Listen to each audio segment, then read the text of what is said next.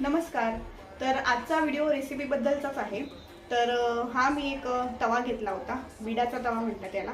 काही लोक याला भिडाचा तवा सुद्धा म्हणतात. तर मी हा रत्नागिरीच्या मार्केटवरून घेतला होता. याला आपण सीझनिंग कसं करायचं किंवा हा तयार कसा करायचा हा व्हिडिओ आपण बघणार आहोत.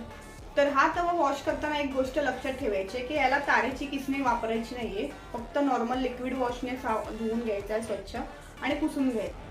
आता तव्यावरती मी 2 ते 3 चमचे तेल घालून त्यात हा बारीक चिरलेला कांदा घालणार आहोत. कांदा छान काळपट होईपर्यंत भाजून घ्यायचा आहे. त्यानंतर हा तवा मी रात्रभर तसाच ठेवणार.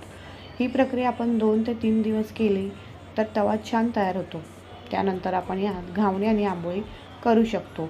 त्यामुळे हे पदार्थ सहज चिकटत नाहीत त्याला. मी आता या घावण्यांचं पीठ तयार केलं आहे. चला तर मग आपण तयार झालेल्या बेडाच्या तव्यावरती मस्त घावणे तयार करून बघूयात. अशा प्रकारे आपला बेडाचा तवा वापरण्यासाठी पूर्णपणे तयार झाला आहे.